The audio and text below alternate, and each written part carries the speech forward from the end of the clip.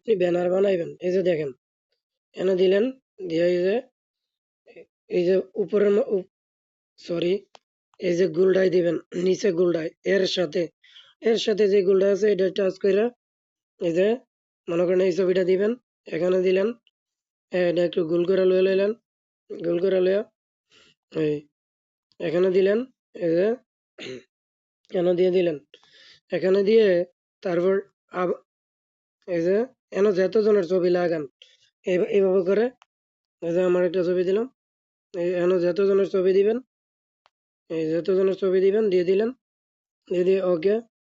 এই এখন এটা এবারে বলে দিলে 60 জন হলে 60 জন, 3 জন, 2 জন হলে 2 জন, তো আমি দুইটা দিয়ে দেখাইতেছি। এখন আপনি প্লাস এর মতো চিহ্নটা ইয়া করবেন, এ ক্লিক করলেন, এখানে যোগ চিহ্নটা টাচ করলেন নিচে দিয়ে, সেটা কি করলেন এনে নামটা, এই যে এখন এনে টাচ করবেন, টাচ করলে আপনি নাম লিখতে পারবেন, আর নাম হয়েছে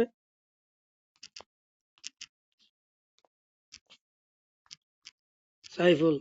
ওকে দিয়ে দিলাম, ওকে দিয়ে আপনি চাইলে আবার স্টাইল করতে পারবেন, এই যে কালো হয়ে গেছে, সাদা হয়ে গেছে, এই স্টাইল সাইফুল।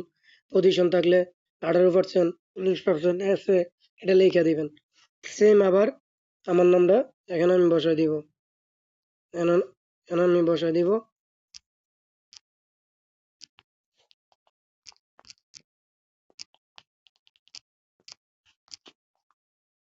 এখানে নাম বসাই দিব।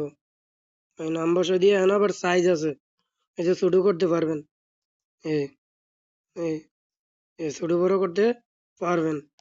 এই যে এদিকের থেকে একটু এদিকে টানবেন, তাই না, এই যে টানবেন, তাই না, এই যে আমি যেন ইয়া করি টাচ করি দেন ফুটা ওঠে, এই যে সাইজে দিলে ছোট বড় হইবে না, সাইজে টিপ দিবেন ছোট বড় হইবে, ওকে।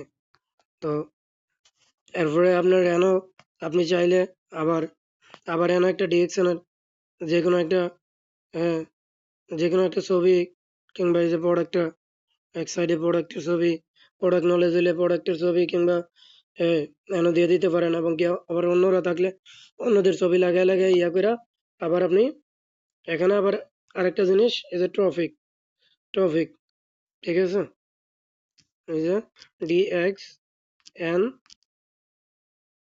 অপরচুনিটি, ঠিক আছে, DXN কেন করবেন,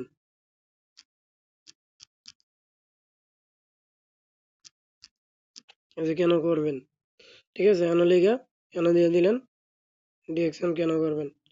এনে আবার লিখতে হবে আরেকটা জিনিস, সরি,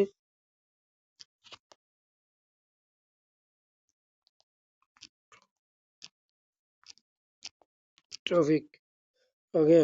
এই যে এই যে আমি লিখে দিলাম টপিক, ডিরেকশন কেন করবেন, এই যে এনে দিলে এই চেঞ্জ হয়ে গেল, ওকে। আপনি যে কোনো এক সাইডে টপিক, এক সাইডে নাম, সবকিছু লিখে পরে এখানে সেভ দিয়ে দিবেন।